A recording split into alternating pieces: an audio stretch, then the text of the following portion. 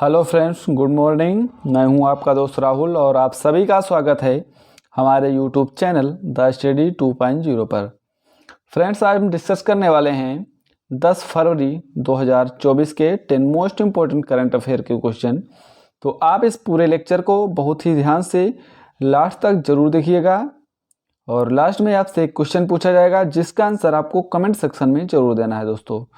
और लास्ट में ही revision point रखे गए हैं कुछ स्टैटिक जीके के, तो ये वीडियो लास्ट तक जरूर देखें, आपको दोस्तों ज़रूर पसंद आएगी। अगर वीडियो आपको पसंद आती है तो वीडियो को लाइक ज़रूर करें और चैनल पर नए हैं तो चैनल को सब्सक्राइब भी ज़रूर करें। तो आइए दोस्तों शुरू करते हैं आज का वीडियो। आज का हमारा पहला क्वेश्चन है दोस्तों, आपसे पूछा गया है किस देश में भारत का digital payment system UPI launch किया गया है। तो ये जो यूपीआई लॉन्च किया गया है फ्रांस में लॉन्च किया गया है। ऑप्शन नंबर सी इसका राइट आंसर है दोस्तों। आइए दोस्तों बात करते हैं, ये जो यूपीआई है यूनिफाइड पेमेंट इंटरफेस, इसको औपचारिक रूप से पेरिस के एफिल टावर में लॉन्च किया गया है। कहाँ पर लॉन्च किया गया है? जो पेरिस है पेरिस का जो एफिल टावर है यहाँ पर लॉन्च किया गया है। और अब जो है यूपीआई के जरिए जो यहाँ पर जो एफिल टावर की टिकट जो है बुक की जाएंगी, तो एफिल टावर की जो टिकटें बुक की जाएंगी वो यूपीआई के जरिए ही बुक की जाएगी। और जुलाई 2023 में जो अपनी यात्रा की थी प्रधानमंत्री नरेंद्र मोदी ने, यहाँ पर यह घोषणा की गई थी कि अब जो है भारत और फ्रांस जो है यूपीआई भुगतान तंत्र का उपयोग करने पर यहाँ पर सहमत हुए थे। तो यहाँ पर ये घोषणा की गई थी। आइए दोस्तों बात करते हैं, ये जो यूपीआई है ये एक ऐसा सिस्टम है जिसके तुरंत जो है पेमेंट होता है। तो ये ऐसा सिस्टम है जिसमें जो है तुरंत पेमेंट होता है और इसकी जो मदद से मोबाइल प्लेटफॉर्म पर दो पक्ष एक दूसरे को पैसे ट्रांसफ़र कर सकते हैं। तो दो व्यक्ति एक दूसरे को पैसे से ट्रांसफ़र इससे यूपीआई द्वारा कर सकते हैं। यूपीआई वाले जो देश हैं वो देश कई देश हैं, जैसे सिंगापुर है, मलेशिया है, संयुक्त अरब अमीरात है, फ्रांस है, वेनेलेक्स देश है, बेल्जियम है, नीदरलैंड है, लग्जमबर्ग है, स्विट्जरलैंड है, नेपाल और यूके, ये सभी यूपीआई वाले देश हैं, तो याद रखेंगे। आइए दोस्तों बात करते हैं यहाँ पर फ्रांस के बारे में। फ्रांस आया है तो फ्रांस के बारे में जान लेते हैं। फ्रांस की राजधानी आपसे पूछे तो यहाँ की राजधानी जो है पेरिस है और यहाँ के राष्ट्रपति जो हैं वो इमैनुअल मैक्रोन है और प्रधानमंत्री जो हैं वो हैं ग्रेबियन अटल, यहाँ के प्रधानमंत्री हैं दोस्तों। और जो ये इमैनुअल मैक्रोन है ये 2024 में जो गणतंत्र दिवस के समारोह पर ये भारत के मुख्य अतिथि थे, तो याद रखेंगे। आइए दोस्तों अब हम बात करते हैं यहाँ पर क्वेश्चन नंबर 2 की, लेकिन इससे पहले दोस्तों वीडियो पसंद आ रही हो तो प्लीज़ वीडियो को लाइक ज़रूर करें और चैनल पर नए हैं तो चैनल को सब्सक्राइब भी ज़रूर कर लें दोस्तों। आइए दोस्तों बात करते हैं क्वेश्चन नंबर 2 की। क्वेश्चन नंबर 2 है कि आपसे पूछा है कि विश्व कैंसर दिवस कब मनाया जाता है। तो जो विश्व कैंसर दिवस मनाया जाता है दोस्तों वो मनाया जाता है 4 फरवरी को। तो इसका जो राइट आंसर है ऑप्शन नंबर डी हो गया है। तो 4 फरवरी को प्रतिवर्ष विश्व कैंसर दिवस के रूप में मनाया जाता है, याद रखेंगे। विश्व कैंसर को जो है बढ़ते खतरों को लेकर लोगों को जागरूक करना और शिक्षित करने के लिए ये दिवस मनाया जाता है और प्रतिवर्ष ये दिवस मनाया जाता है। ये जो वर्ष 2022 से 24 के लिए जो इसकी थीम थी वो थी क्लोज द केयर गैप। तो क्लोज द केयर गैप इसकी थीम थी और विश्व कैंसर दिवस 2024 के लिए जो थीम रखी गई है विशेष रूप से तो वो together be challenge those in power इसकी थीम रखी गई है। तो ये थीम थोड़ा सा याद रखेंगे दोस्तों, together be challenge those in power इसकी थीम है। आइए दोस्तों बात करते हैं यहाँ पर विश्व कैंसर दिवस जो है इसकी जो शुरुआत होती है वो शुरुआत जो होती है सन 2000 में इसकी शुरुआत होती है। और कैंसर जो है वो शरीर के किसी भी हिस्से में हो सकता है और ये जो है कोशिकाओं की असामान्य वृद्धि को ही कैंसर कहते हैं। इसमें जो कोशिकाएं होती हैं वो असामान्य वृद्धि करने लगती हैं तो वही होता है कैंसर। और सर्वाइकल कैंसर की यहाँ पर बात की गई है, तो सर्वाइकल जो कैंसर है वो ज़्यादातर महिलाओं में होता है दोस्तों, महिलाओं में ये होता है। तो ये सर्वाइकल जो कैंसर है ये गर्भाशय जो होता है महिलाओं का, गर्भाशय ग्रीवा की परत में असमान कोशिका की वृद्धि के कारण ये सर्वाइकल कैंसर होता है। तो सर्वाइकल आपसे पूछे सर्वाइकल जो कैंसर है ये जो है इसके वायरस का नाम है ये ह्यूमन पैपिलोमा वायरस, तो ये भी आप याद रखेंगे। सर्वाइकल जो कैंसर है इसके वो वायरस का जो कारण है ये है ह्यूमन पोपिलोमा वायरस जो है इस संक्रमण का कारण होता है। अब दोस्तों बात करते हैं दिवस की, क्योंकि फरवरी आया है तो फरवरी के जो भी दिवस हैं याद करते हैं। आपसे पूछे कि 2 फरवरी को कौन सा दिवस मनाया जाता है, तो विश्व आर्द्र भूमि दिवस मनाया जाता है। राष्ट्रीय गोल्डन रिट्रीवर दिवस जो है वो 3 फरवरी को मनाते हैं। कैंसर दिवस अभी मैंने बताया कि 4 फरवरी को मनाया जाता है। श्रीलंका का राष्ट्रीय दिवस ये 4 फरवरी को मनाते हैं। और 4 फरवरी से 12 फरवरी तक जो दिवस मनाते हैं वो अंतर्राष्ट्रीय विकास दिवस मनाया जाता है। और सुरक्षित इंटरनेट जो दिवस है वो 6 फरवरी को मनाते हैं। नेक्स्ट है कि आपसे पूछे कि राष्ट्रीय कृमि मुक्ति दिवस कब मनाते हैं, तो दोस्तों ये मनाते हैं 10 फरवरी को। और इसी दिन 10 फरवरी को विश्व दलहन दिवस के रूप में भी मनाया जाता है। 12 फरवरी को राष्ट्रीय उत्पादकता दिवस मनाते हैं। और 13 फरवरी को विश्व रेडियो दिवस मनाते हैं। और इसी दिन दोस्तों सरोजिनी नायडू का जो है जयंती मनाई जाती है। तो 13 फरवरी को सरोजिनी नायडू की जयंती मनाई जाती है। 14 फरवरी की बात करें तो इस दिन विश्व जन्मजात हृदय दोष जागरूकता दिवस के रूप में मनाया जाता है। 16 फरवरी की बात करें तो 16 फरवरी को दोस्तों विश्व मानव दिवस मनाया जाता है। 20 फरवरी को अरुणाचल प्रदेश की स्थापना दिवस मनाई जाती है 20 फरवरी को। और इसी दिन जो है विश्व सामाजिक न्याय दिवस के रूप में भी मनाया जाता है। 21 फरवरी को अंतर्राष्ट्रीय मातृभाषा दिवस मनाया जाता है। 22 फरवरी को विश्व चिंतन दिवस के रूप में मनाया जाता है। और 23 फरवरी को जो मनाया जाता है विश्व शांति और समझ दिवस मनाया जाता है। आइए बात करते हैं यहाँ पर नेक्स्ट, अगर आपसे पूछे 24 फरवरी को कौन सा दिवस मनाया जाता है, तो इस दिन जो दोस्तों मनाया जाता है केंद्रीय उत्पादन शुल्क दिवस मनाया जाता है। और विश्व एनजीओ दिवस जो है वो 27 फरवरी को मनाया जाता है। 28 फरवरी को आपसे पूछे कि 28 फरवरी को राष्ट्रीय विज्ञान दिवस और दुर्लभ रोग दिवस मनाया जाता है। तो दुर्लभ रोग दिवस और राष्ट्रीय विज्ञान दिवस जो मनाए जाते हैं वो 28 फरवरी को मनाए जाते हैं। तो ये थे फरवरी माह के कुछ इंपॉर्टेंट दिवस, तो याद रखेंगे दोस्तों। बात करते हैं क्वेश्चन नंबर 3 की। क्वेश्चन नंबर 3 मेरा, किस देश का पहला तांबे के आवरण वाला बापू टावर कहाँ बनाया गया है? तो ये भारत देश का पहला है। तो देश का पहला जो है ये तांबे के आवरण वाला जो है बापू टावर जो बनाया गया है वो पटना में बनाया गया है। तो इसका जो राइट आंसर है ऑप्शन नंबर 20 का राइट आंसर है। ठीक है, पटना बिहार में ये बापू टावर बनाया गया है। ये जो बापू टावर है वो राष्ट्रपति महात्मा गांधी को समर्पित है। और देश का पहला सबसे बड़ा बापू टावर जो है वो पटना में बनकर तैयार हो गया है। और जो बापू टावर है ये जो है पटना के गर्दनी बाग में स्थित है। तो कहाँ पर स्थित है? गर्दनी बाग में। और ये 6 मंजिल का टावर है। तो याद रखेंगे कितने मंजिल का? 6 मंजिल का टावर है और पटना के गर्दनी बाग में ये स्थित है दोस्तों। और इसकी जो बाहरी दीवार है वहाँ पर जो दोस्तों 42,000 किलो तांबे की परत यहाँ पर लगी हुई है। और इस बापू टावर को जो बनने की इसकी शुरुआत हुई थी वो 2 अक्टूबर 2018 से इसकी शुरुआत होती है। और इस बापू टावर के निर्माण में जो लागत आई है वो 129 करोड़ रुपए की लागत आई है। तो याद रखेंगे। आइए दोस्तों बात करते हैं, यहाँ पर बिहार आया है तो बिहार से कुछ करंट अफेयर हैं। बिहार में अभी हाल ही में 9वीं बार मुख्यमंत्री पद की शपथ ली है नीतीश कुमार ने। तो नीतीश कुमार जो है बिहार के मुख्यमंत्री हैं। और बिहार ने शिक्षकों को टेस्ट के माध्यम से सरकारी कर्मचारी का दर्जा यहाँ पर दिया जाएगा। और बिहार में दूसरा टाइगर रिजर्व जो है वो कैमूर जिले में तैयार किया जाएगा। कहाँ पर? कैमूर जिले में, याद रखेंगे। और बगहा में इंटरनेशनल जो है कन्वेंशन सेंटर बनेगा। कहाँ पर बनेगा? बगहा में बनेगा इंटरनेशनल कन्वेंशन सेंटर। और पटना नगर निगम ने जो है कैश फॉर वेस्ट योजना शुरू की है। तो कैश फॉर वेस्ट योजना किसने शुरू की है? पटना नगर निगम ने, याद रखेंगे। क्वेश्चन नंबर 204 है कि भारतीय वायुसेना के द्वारा किस राज्य में अभ्यास वायु शक्ति 2024 का आयोजन किया जाएगा? तो ये जो किया जाएगा दोस्तों ये राजस्थान में किया जाएगा। तो ऑप्शन नंबर इसका सी जो है वो राइट आंसर है। राजस्थान पे दोस्तों ये वायु शक्ति जो अभ्यास 2024 है इसका जो आयोजन किया जाएगा। ये जो वायु शक्ति अभ्यास है ये 17 फरवरी को राजस्थान के जैसलमेर के पोखरण रेंज में मेगा अभ्यास जो है वायु शक्ति 2024 यहाँ पर आयोजित किया जाएगा। तो राजस्थान के जैसलमेर में आयोजित किया जाएगा वायु शक्ति 2024। इसमें जो है 2024 में 100 से अधिक विमान और हेलीकॉप्टर इसमें भाग लेने वाले हैं।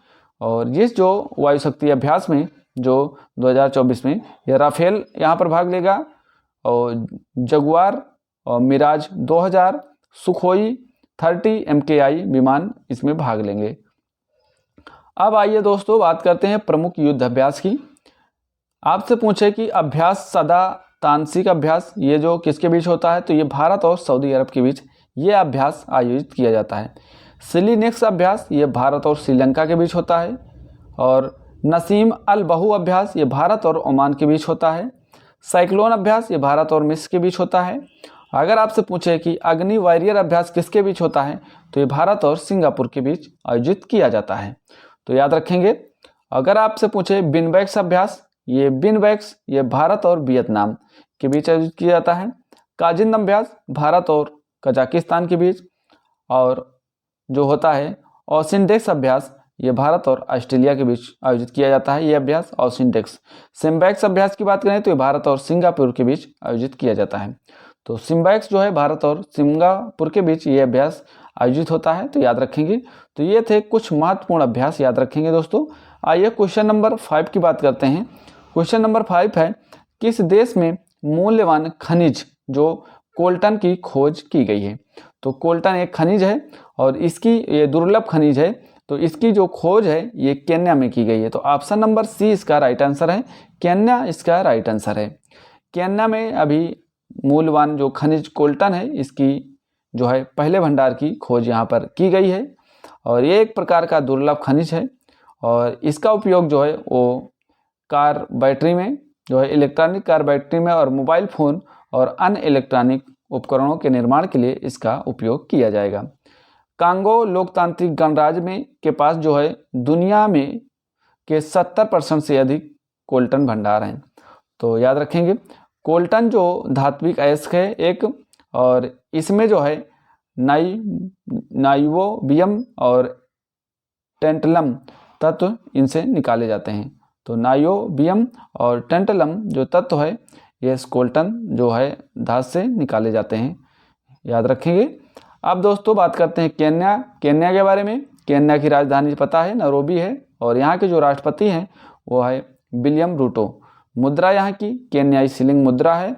और केन्या जो है ये एक पूर्वी अफ्रीका का देश है, याद रखेंगे। यहाँ का पूर्वी अफ्रीका का देश है और नैरोबी इसकी राजधानी है। विलियम रूटो यहाँ के राष्ट्रपति हैं। केन्या जो है वो दुनिया का जो है 28वां और अफ्रीका का जो है 7वां सबसे अधिक आबादी वाला देश है। तो दुनिया का 28वां और अफ्रीका देश जो है महाद्वीप का ये 7वां सबसे बड़ा आबादी वाला देश है।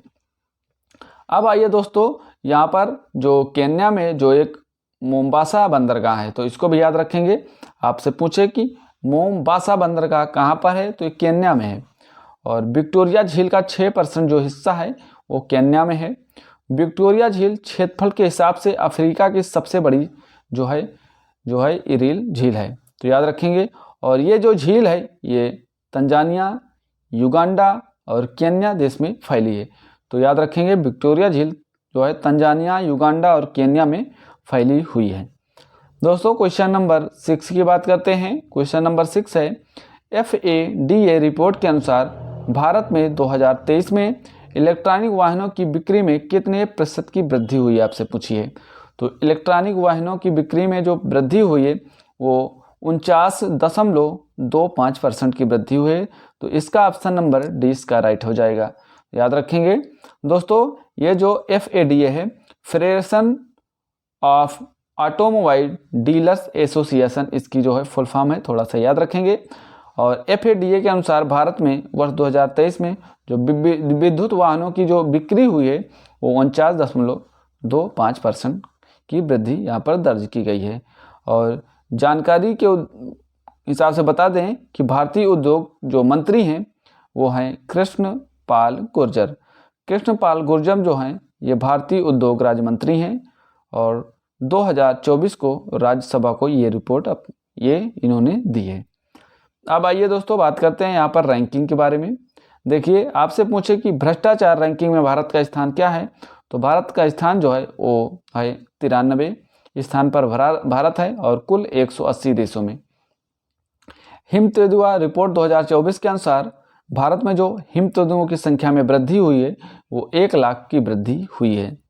हांगकांग को पछाड़कर भारत दुनिया का चौथा सबसे बड़ा शेयर मार्केट वाला देश बन चुका है। तो हांगकांग को पछाड़कर हुआ है और चौथा सबसे बड़ा शेयर मार्केट वाला देश जो बन गया है वो भारत बन गया है। अब आइए क्वेश्चन नंबर 7 की बात करते हैं दोस्तों। क्वेश्चन नंबर 7 है और इम्पोर्टेंट क्वेश्चन आपके लिए, हाल ही में भारत रत्न से किसे सम्मानित किया गया है? तो इसका जो राइट आंसर है लाल कृष्ण आडवाणी। यहाँ पर देख पा रहे हैं लाल कृष्ण आडवाणी को, तो ऑप्शन नंबर इसका बी इसका राइट आंसर है। इन्हें जो है भारत रत्न से सम्मानित किया गया है। याद रखेंगे, ये जो लाल कृष्ण आडवाणी हैं ये भाजपा के नेता हैं और लाल कृष्ण आडवाणी को देश के सबसे बड़े नागरिक सम्मान भारत रत्न से सम्मानित किया जाएगा। और लाल कृष्ण आडवाणी जो है वो 50वें व्यक्ति हैं जिन्हें ये जो है अवार्ड दिया जाएगा। और लाल कृष्ण आडवाणी से पहले जो 23 जनवरी को बिहार के जो पूर्व मुख्यमंत्री थे जिनका नाम है कर्पूरी ठाकुर, कर्पूरी ठाकुर को भारत रत्न जो है मरणोपरांत देने का ऐलान किया गया था। तो वह 49वें व्यक्ति थे, तो 50वें व्यक्ति जो हैं वो लाल कृष्ण आडवाणी हैं। आप बात याद रखेंगे। आइए दोस्तों बात करते हैं लाल कृष्ण आडवाणी के बारे में। इनका जन्म जो होता है वो 8 नवंबर 1927 को कराची में इनका जन्म होता है। कराची वर्तमान में पाकिस्तान में है और ये भाजपा के संस्थापक सदस्य थे।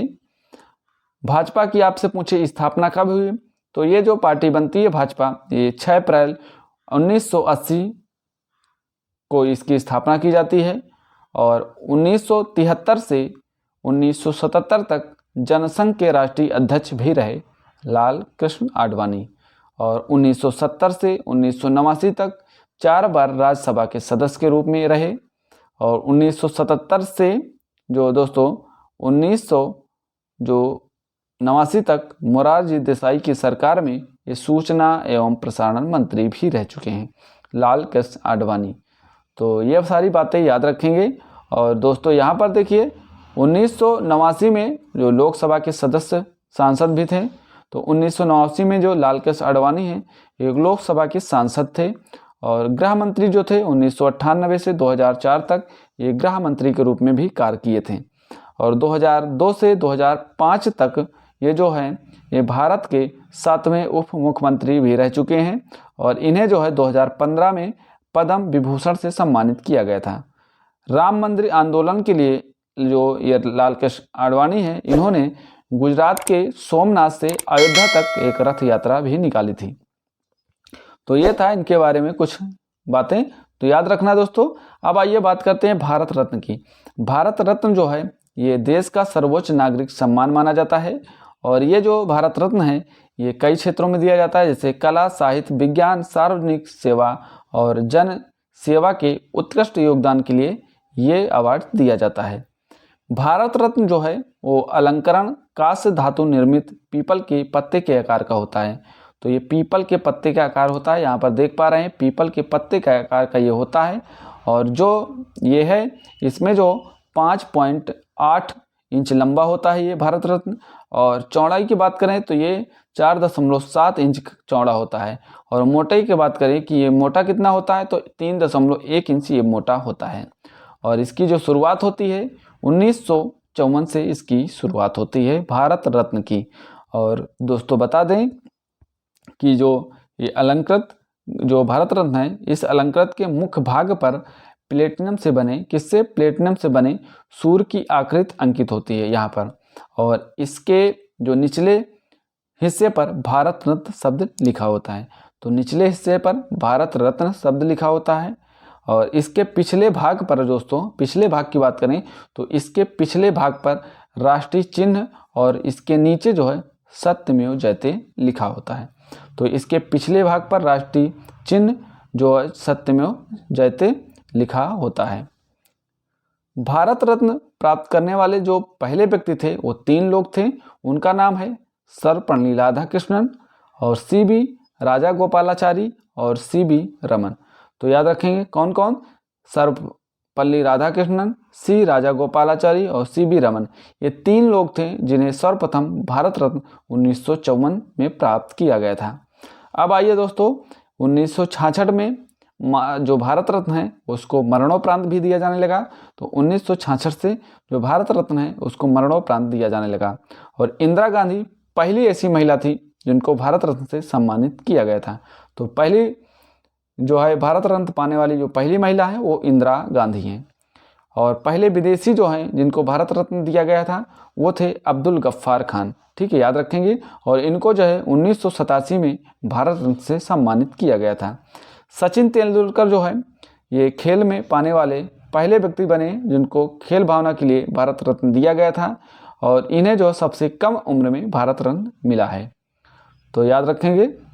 अब दोस्तों बात करते हैं क्वेश्चन नंबर 8 की। क्वेश्चन नंबर 8 है, PM मोदी ने किस राज्य में मां कामाख्या कॉरिडोर का शिलान्यास किया है। तो आप सभी लोग जानते होंगे मां कामाख्या मंदिर कहाँ पे है, असम में। तो वहीं पर मां कामाख्या कॉरिडोर का शिलान्यास किया गया है। तो ऑप्शन नंबर इसका जो ए है वो राइट आंसर है, असम राज्य। आइए दोस्तों बात करते हैं इसके बारे में। PM नरेंद्र मोदी द्वारा मां कामाख्या मंदिर कॉरिडोर जो है ये गुवाहाटी में जो है इसका जो है शिलान्यास किया गया है। इसमें जो है 11,000 करोड़ रुपए से ज़्यादा के प्रोजेक्ट का शिलान्यास यहाँ पर किया गया है। मां कामाख्या मंदिर कॉरिडोर में जो है 498 करोड़ रुपए का खर्च के डेवलप किया जाएगा। मतलब यहाँ पर 498 जो है करोड़ रुपए जो यहाँ पर लगाए जाएंगे। और PM जो नरेंद्र मोदी हैं इनके जो है इसके अलावा यहाँ पर और कई परियोजनाएं का शिलान्यास किया है, जिसमें से देखिए 358 करोड़ रुपए के गुवाहाटी जो है यहाँ पर गुवाहाटी में न्यू एयरपोर्ट टर्मिनल से 6 लेन रोड प्रोजेक्ट का शिलान्यास किया गया है। तो वहाँ पर जो खर्च आएगा वो 358 करोड़ रुपए का बताया गया है, याद रखेंगे। अब दोस्तों यहाँ पर 831 करोड़ रुपए के शिलान्यास यहाँ पर किया गया है और इंटरनेशनल फुटबॉल स्टेडियम के लिए। तो इंटरनेशनल फुटबॉल स्टेडियम के लिए 831 करोड़ रुपए का शिलान्यास किया गया है। 300 करोड़ रुपए में एक नए खेल परिसर प्रोजेक्ट का भी शिलान्यास किया गया है। तो 300 करोड़ रुपए का एक खेल परिसर प्रोजेक्ट का भी शिलान्यास किया गया है। PM नरेंद्र मोदी द्वारा गुवाहाटी में मेडिकल कॉलेज एंड हॉस्पिटल की एक इमारत की नींव यहाँ पर रखी गई है और इसे जो है 3,250 करोड़ रुपए की लागत से बनाया जाएगा। तो इसे 3,250 करोड़ रुपए की लागत से इसे तैयार किया जाएगा। आइए मां कामाख्या के बारे में जानते हैं। मां कामाख्या मंदिर ये जो है असम के गुवाहाटी में नीलांचल पहाड़ी पर स्थित है। तो किस पहाड़ी पर, नीलांचल जो है पहाड़ी पर स्थित है और गुवाहाटी में स्थित है। यह मंदिर जो है देवी कामाख्या को समर्पित है। देवी कामाख्या को यह मंदिर समर्पित है और कामाख्या देवी मंदिर जो है वो 51 शक्तिपीठों में से एक है और यहाँ पर अम्बुबाची का मेला लगता है। तो यहीं पर कामाख्या मंदिर पर ही अम्बुबाची का मेला लगता है, याद रखेंगे। यहाँ पर देखिए दोस्तों, काशी विश्वनाथ कॉरिडोर के बारे में थोड़ा सा जान लेते हैं।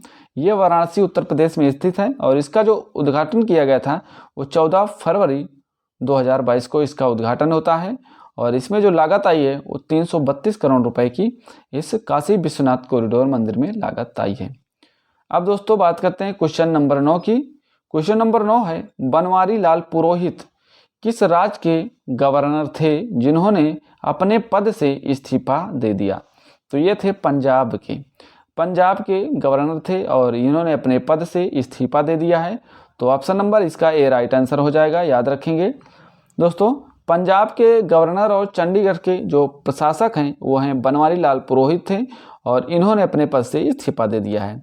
बनवारी लाल जो पुरोहित हैं इन्होंने अपने पद से इस्तीफा किसको दिया है आपसे पूछे तो ये राष्ट्रपति द्रौपदी मुर्मू को इन्होंने इस्तीफा भेज दिया है और अपने पद से इस्तीफा दे दिया है। बनवारी लाल जो पुरोहित है वो 21 अगस्त 2021 को पंजाब का गवर्नर जनरल इन्हें नियुक्त किया गया था। तो इन्हें जो है 2021 में पंजाब का गवर्नर जनरल नियुक्त किया गया था। इससे पहले दोस्तों वहाँ 2017 से 2021 तक जो है तमिलनाडु और 2016 से 2017 तक दोस्तों ये असम के गवर्नर थे। तो ये कहाँ थे? तमिलनाडु के भी गवर्नर रह चुके हैं और असम के भी गवर्नर रह चुके हैं बनवारी लाल पुरोहित। और तमिलनाडु में 2017 से 21 तक गवर्नर थे और 16 से 17 तक ये जो है असम के गवर्नर थे। बनवारी लाल जो पुरोहित है ये मध्य भारत के सबसे पुराने अंग्रेजी दैनिक समाचार पत्र जिसका नाम है द हितवाद के जो है मैनेजिंग एडिटर भी थे। तो ये सारी बातें थी जो है याद रखेंगे। अब आइए दोस्तों बात करते हैं क्वेश्चन नंबर 10 की। आज का हमारा लास्ट क्वेश्चन है। आपसे पूछा गया पीएम मोदी ने तालाबीरा थर्मल पावर प्रोजेक्ट की आधारशिला किस राज्य में रखी है? तो तालाबीरा थर्मल पावर प्रोजेक्ट की जो आधारशिला रखी गई है वो उड़ीसा राज्य में रखी गई है। तो इसका right answer option number D हो जाएगा, उड़ीसा राज्य। आइए जानते हैं दोस्तों पीएम नरेंद्र मोदी द्वारा उड़ीसा में जो तालाबीरा थर्मल पावर प्रोजेक्ट का उद्घाटन किया गया है और इस परियोजना का जो लक्ष्य है वो है 3200 जो मेगावाट की क्षमता के साथ राज्य में जो सस्ती बिजली उपलब्ध कराना। तो इसका एक ये लक्ष्य रखा गया है, राज्य में जो सस्ती बिजली उपलब्ध कराना इसका लक्ष्य है। ठीक है, अब दोस्तों बात करते हैं यहाँ पर जो तालाबीरा थर्मल पावर प्रोजेक्ट के बारे में। ये जो है उड़ीसा के संबलपुर जिले में स्थित है और ये जो है स्टेशन को 3 चरणों में सक्रिय किया जाता है। ठीक है, स्टेशन को 3 चरणों में इसे सक्रिय किया जाएगा और पहले चरण में जो है दोस्तों ये 800 मेगावाट के 3 स्टेशन इसमें होंगे। तो पहले चरण में दोस्तों 800 मेगावाट के 3 स्टेशन यहाँ पर होंगे। पीएम नरेंद्र मोदी ने जो है तेलंगाना के नजीमाबाद, यहाँ पर देखिए करंट अफेयर है, याद रखेंगे करंट अफेयर से संबंधित है। ठीक है, तेलंगाना में सुपर थर्मल पावर परियोजना जो है इसका जो लोकार्पण किया है और 800 यहाँ पर मेगावाट संयंत्र का लोकार्पण किया गया है। तो 800 मेगावाट का यहाँ पर बनाया जाएगा और 700 मेगावाट जो है इलेक्ट्रॉनिक परमाणु संयंत्र जो है ये गुजरात के में स्थापित किया जाएगा और यहाँ पर जो है यूनिट जो है 3 यूनिट ने पूरी क्षमता से परिचालित किया जाएगा। तो यहाँ पर 3 यूनिट स्टार्ट की जाएंगी। आइए दोस्तों बात करते हैं स्टैटिक जीके की। स्टैटिक जीके में है आज देखिए आपसे पहला क्वेश्चन है कि संविधान के निर्माण की दिशा में उल्लेखनीय योगदान देने वाले उद्देश्य प्रस्ताव का संबंध प्रमुखता किससे था? तो ये था पंडित जवाहरलाल नेहरू से। याद रखना इन्हीं ने पेश किया था उद्देश्य प्रस्ताव। दूसरा क्वेश्चन है संसद का सदस्य न होते हुए भी कौन सा संसद की कार्यवाहियों में अधिकतम भाग ले सकता है? तो ये ले सकता है भारत का महान्यायवादी। नेक्स्ट है राष्ट्रपति के निर्वाचन संबंधित विवादों को विनिश्चय कौन करता है? तो ये करता है उच्च न्यायालय। तो उच्चतम न्यायालय इसका जो है निपटारा करता है। नेक्स्ट है संविधान के किस अनुच्छेद में राष्ट्रपति पर महाभियोग लगाने की प्रक्रिया का वर्णन किया गया है? तो ये अनुच्छेद 61 में किया गया है। नेक्स्ट क्वेश्चन जब कोई राज्य राष्ट्रपति शासन के अंतर्गत होता है तब उस राज्य का बजट कौन पारित करता है? तो वो संसद द्वारा पारित की जाती है राष्ट्र का बजट। नेक्स्ट है एक पंचायत के अधिक्रमित हो जाने पर कितनी अधिक अवधि के भीतर उसके लिए चुनाव होने चाहिए? तो 6 महीने के भीतर के अंदर वहाँ पर चुनाव हो जाने चाहिए। तो ये था दोस्तों स्टेट जीके का कुछ रिवीजन। अब आइए दोस्तों कल का प्रश्न था हमसे, जो दोस्तों कल का प्रश्न था कि ग्रीन फ्यूल अलायंस इंडिया किसने लॉन्च की है? तो इसका जो राइट आंसर था दोस्तों डेनमार्क, ऑप्शन नंबर सी इसका राइट आंसर था। आज का हमारा प्रश्न है आपसे किस राज्य में 3 दिवसीय अंतर्राष्ट्रीय ऊंट महोत्सव जनवरी 2024 में आयोजित किया गया? तो इसका जो राइट आंसर है आप कमेंट सेक्शन में ज़रूर बताएं दोस्तों अगर आपको वीडियो पसंद आई हो तो वीडियो को लाइक ज़रूर करें और चैनल पर नए हैं तो चैनल को सब्सक्राइब भी ज़रूर करें दोस्तों, और अपने सभी दोस्तों तक इस वीडियो को शेयर भी करें दोस्तों, और कमेंट सेक्शन में ज़रूर बताएं कि आपको हमारी वीडियो कैसे लगी, इसका फीडबैक ज़रूर दें। तो दोस्तों मिलते हैं नेक्स्ट वीडियो में। आज के लिए सभी दोस्तों को जय हिंद जय भारत।